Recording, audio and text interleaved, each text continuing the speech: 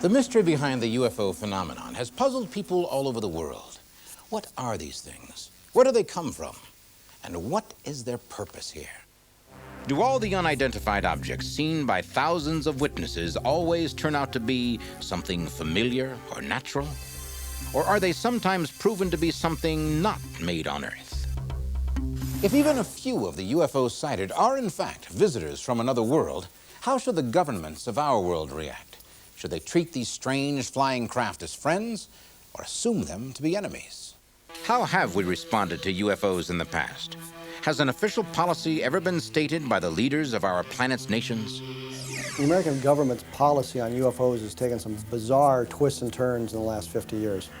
To the best of our knowledge, this all began in 1947 with a private plane flying over Washington state. A businessman, Kenneth Arnold, saw 9 crescent-shaped objects flying in an echelon formation near Mount Rainier. And he naturally thought that these were planes, but they were not behaving like any airplanes he had seen. He told reporters at Yakima, Washington, that the motion of the objects he'd seen was like that of a saucer skipping across a pond. This was the first sighting to really stick in the public mind, and it gave it the term flying saucers. Based on Arnold's experience as a pilot, based on his credibility as a businessman, there seemed to be little reason not to accept what he'd said. When the Air Force finally issued their official explanation for the Arnold sighting, they said it was a mirage, some kind of apparition floating in the atmosphere. After that sighting, hundreds of people saw objects in the sky and reported them to the Army Air Force. And in September 1947, Lieutenant General Nathan Twining, head of Air Materiel Command, wrote to the office of the Commanding General of the Army Air Forces. And in this letter, he strongly recommended that an official investigation be carried out. And on December 30th that year, a project was approved and given space at Wright Field, Dayton, Ohio. The general public knew that the Air Force had started some kind of hunt for flying saucers. So the operation was widely referred to as Project Saucer, but its official code name was Project Sign. Now, Project Sign supposedly was an earnest attempt to discover the truth about UFOs. But from its very first investigation, it was clear that something else was going on behind the scenes. What appeared to be going on was an attempt to conceal the whole truth about the matter. And this was especially tragic because the first known investigation involved the loss of life in pursuit of an alien vehicle. On January 7th, 1948, Flight Commander Thomas Mantell was ordered to investigate a UFO flying over Godman Field, Kentucky. After climbing to 23,000 feet, ground personnel lost sight of Captain Mantell and the alien vehicle. But he reported by radio that he was still closing in on what he described, a tremendous metallic object. And as far as we know, that was Captain Mantell's last message. At 5 p.m. that night, the wreckage of Captain Mantell's P-51 airplane was discovered, with his body still in the cockpit. What really happened? Was Mantell's plane destroyed because it came too close to a UFO? We know this, that every tiny piece of wreckage of his plane was vacuumed up and hauled away and classified. Why? Because he was reporting live to the control tower what he was seeing and what he was doing, up to the point where he apparently passed out from lack of oxygen. And of course, Project Sign investigated and decided what everybody was really seeing was planet Venus. The Air Force said some of the most stupid things to explain Captain Mantell's death. Captain was a very highly trained pilot, very experienced, intelligent young man. They insulted his intelligence, first of all, by saying he'd been following the planet Venus. They also stated that he climbed too high, got out of his oxygen, passed out, and crashed. The excuses that they come up with to explain events of this kind are absolutely absurd. Anything given to Project Sign had to be purged and passed down from upstairs after they found a way to successfully explain it away, either that it was Venus, a star. But the fact the Air Force ultimately dismissed this sighting as nothing more than Venus suggests they weren't interested in solving the mystery. In 1947, the United States was just recovering from the Second World War and entering into the earliest days of the Cold War. So it must have been very reassuring to believe that nothing could happen in the sky that the Air Force could not explain. But was that in fact the case? Were UFO reports quickly dismissed because they were all simple cases of mistaken identity? Or was there another reason? Can't comment. Project Sign continued to find explanations for many of the sightings that were reported to them. But in the early morning of July 24, 1948, something happened that Project Sign could not explain, and that opened the door to a whole new era of UFO investigation. My instruments have gone crazy.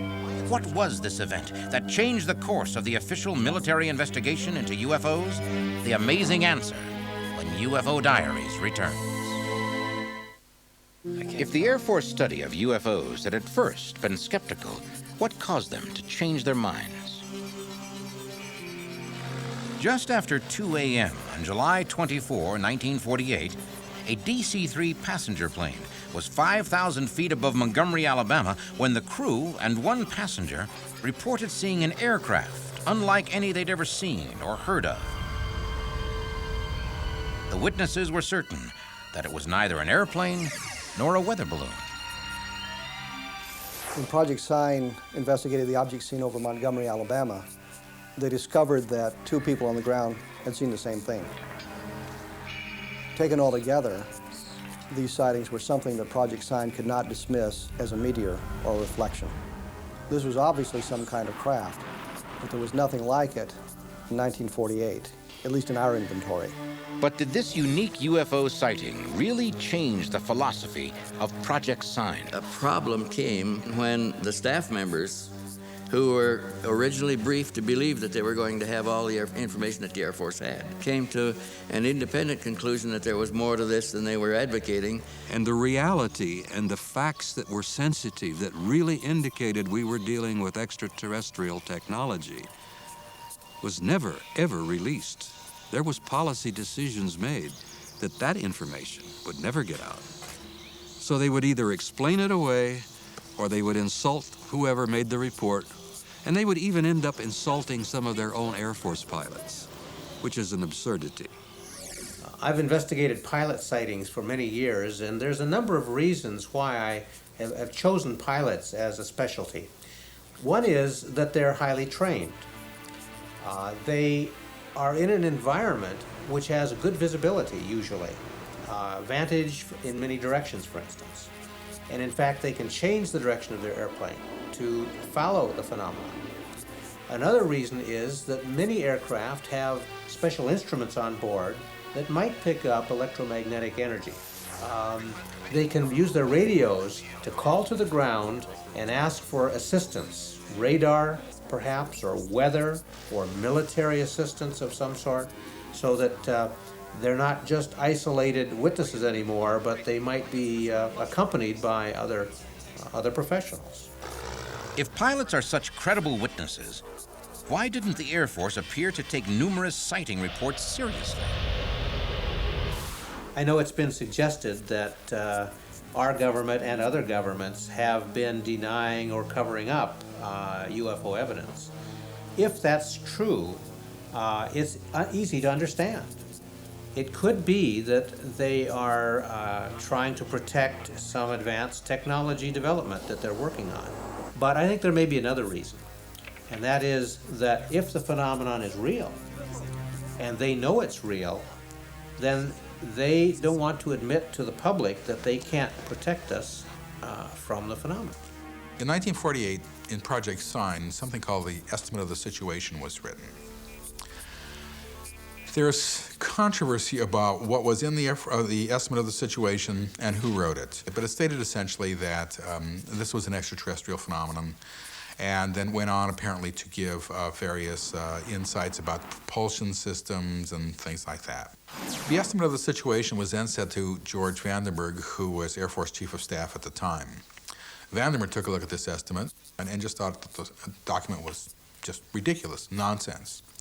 He ordered all the copies of it destroyed, and they were, which is why we don't really know what was in it. If the report contained nothing of a secret nature, why was the order given for it to be destroyed? General Hoyt Vandenberg was in a position to know the highest secrets of government at the time. He would have known things that he couldn't even tell to the men of Project Sign. And apparently when Project Sign made a report stating flat out that they were extraterrestrial, they evidently hit on something he already knew. So the only thing he could do was reject the report and order every copy of it destroyed. From that time on, we can trace the deliberate attempt on the part of some, not all, of the Air Force to conceal the truth about UFOs. Every major European power, including the United States, is involved with this research in trying to keep the lid on this thing, to keep the cover on it, to control the release of the information. But why? Why would the U.S. government first set up a project to learn the truth about UFOs and then destroy its findings?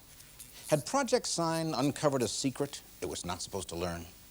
In any case, since Project Sign had incurred the anger of the Air Force Chief of Staff, it should come as no surprise that the project was then disbanded.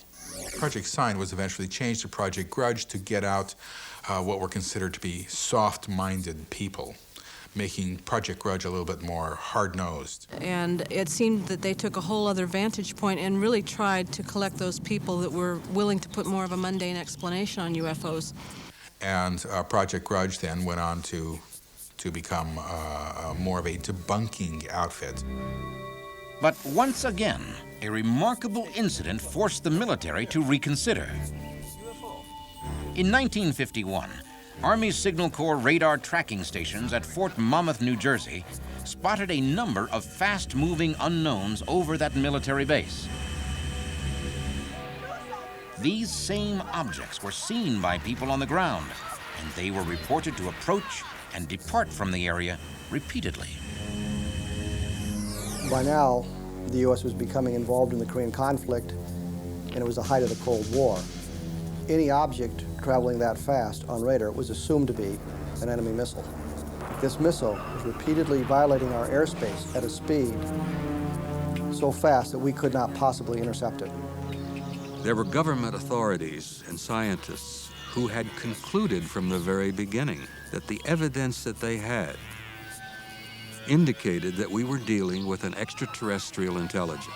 First of all, it was a major sighting year. The 1952 wave was one of the largest waves of sightings that we had. They either had to explain away the event and tell people that they misunderstood that they were looking at Venus or whatever. They came up with some of the most absurd answers, and they insulted the intelligence of a lot of American people. The problem was, even Project Grudge had a significant number of cases which could not be identified. Many people were becoming frightened. The nation turned to the Air Force for explanations. The Air Force, no matter how much they tried, couldn't really get away from having to deal with the situation, and there continued to be UFO reports. By 1951, Project Grudge became Project Blue Book, Which was, quote-unquote, the open project, which was to be able to study and collect reports. Would Project Blue Book finally begin a serious investigation of UFOs?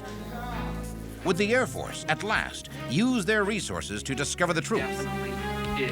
The astonishing orders that created Project Blue Book and the UFO incident that the government could not ignore when UFO Diaries returned.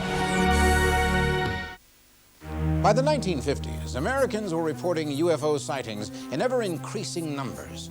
Most people were very eager for an official explanation of the strange phenomenon they'd witnessed, and they assumed that any such reassurance would ultimately come from the Air Force itself. But if the claims made by some UFO researchers are true, the United States government created a special operation for researching unidentified flying objects, but then dictated what the project would find and what it would not find. So the Air Force embarked on a mission to go forward and reduce the number of reports to a minimum. The order was to find explanations for UFO sightings, but not necessarily the correct ones. And their identifications became outlandish, totally unrelated to what people were seeing, and what they were looking at was not a UFO, obviously. It was something else. Once the reports were reduced to a minimum, it would show people that everything in the sky could be identified. The Air Force wanted to be able to say, we have the situation under control. After 1953, Project Blue Book was not trying to find out whether there were visitors from outer space. But assuming that some UFOs were in fact visitors from another world, how could such a fact be kept secret? Project Blue Book had its sort of glory days in 1952. The head of Project Blue Book at this time was a man named Captain Ed Ruppelt. Ruppelt was a fair-minded individual who took it upon himself to try to solve the UFO mystery. The credible people telling the incredible stories, as Dr. Hynek used to say. In this way, Ruppelt was very much like the project's chief science consultant, Dr. J. Allen Hynek. Hynek had been part of the operation since the days of Project Sign as an expert astronomer and a UFO skeptic. Ruppelt and Hynek began their study, and what they learned convinced them both that UFOs represented intelligence not of this earth. And if Ruppelt and Hynek had any doubts, nothing could have changed their minds quicker than the events of July 1952. A series of objects were seen flying over the Capitol building and the White House by pilots, by radar operators on radar equipment, and by civilians on the street. The objects made right-angle turns, extremely fast accelerations, things that are impossible for aircraft of 1952. Exactly 7 days later, on July 26th, 1952, objects were seen over the Capitol grounds again. An intercept was ordered again, and this time the objects were still there when the planes came. The planes chased the objects for a while, and afterwards the objects flew away. But the press got wind of this. There were sensational headlines across the country, and suddenly the Pentagon was swamped with inquiries, with calls about what was going on. Are we being invaded? Should we run for the hills? What should we do? Meanwhile, the Air Force held an official press conference. They reported that the radar sightings had not been an attack on the U.S. Capitol, but were simply a temperature inversion. They claimed that pockets of cold air caused the radar to pick up reflections from the ground and mistake them for flying objects. The naked eye sightings were blamed on meteors and the normal excitement of witnesses. It was, after all, the stated mission of Blue Book to investigate and explain these types of sightings. There were so many calls into the Pentagon that the Air Force and the CIA actually became a little bit worried that these calls would be disrupting the normal channels of military intelligence. So the CIA organized a panel of scientists to look at the subject sort of secretly. This was known as the Robertson Panel, which met in January of 1953. They sifted through the mountains of evidence compiled by Project Blue Book, the films, the pictures, the movies, and all. After spending only 12 hours reviewing 6 years of research, they issued their report. This was the highest level of our government at work. The U.S. government issues its official edict on the question of flying saucers when UFO Diaries returns. If the Air Force had set up Project Sign, Grudge, and Blue Book for the purpose of explaining UFO sightings, why would the Central Intelligence Agency make its own study of the UFO phenomenon? Blue Book was merely a public relations front. It was never seriously a program to investigate and determine what was really going on. Well, it looked like they simply wanted to find out whether UFOs were a secret Soviet weapon or not, and if the UFO situation was as it appeared to be, whether there was an opportunity for the Soviets to use it against the United States. 5 major scientists looked at the subject and decided some very critical things. They decided, first of all, that the objects themselves probably were not extraterrestrial. In other words, they couldn't see, they couldn't understand the evidence for the extraterrestrial aspect of the phenomenon. But they decided that reports, not the objects, but the reports themselves, did in fact constitute a threat to the national security. They began at that point a systematic program of deception, demystification, and disinformation, and those 3 aspects apparently have continued to this day. They made no attempt to explain what UFOs were. They just set down a policy to teach people that flying saucers didn't exist. Therefore, the Robertson Panel endowed the Air Force with a mission. And the mission was not to study UFOs, not to try to get to the bottom of the UFO mystery, but to reduce the number of reports to a minimum and thereby end the threat to national security. People throughout the society began to criticize the Air Force for not doing its job. And the next thing you knew, the Air Force had a public relations headache on its hands. From that time on, the Air Force was no longer interested in Project Blue Book. And finally, in December of 1969, they shut it down completely. Subsequent documents that have been obtained by UFO researchers have shown otherwise, that the Air Force, the military, the CIA, the National Security Agency, a lot of agencies within our own government have been keeping tabs on the field. The Freedom of Information Act has limited values to the American people, because the National Security Act that was passed at the end of World War II, during the Cold War, states very clearly that any subject or any item of information that could be construed to be threatening to the national security of the United States cannot and will not be released. Now, the Cold War is over. Who is the enemy now? Why are those limitations of the National Security Act still being applied?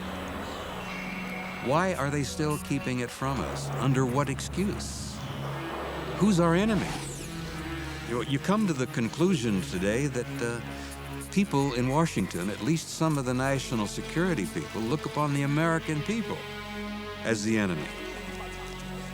The Air Force has documents on file showing that UFOs have violated our airspace. And if the things that fly right through our radar and violate our airspace aren't a threat to this government, I don't know what is.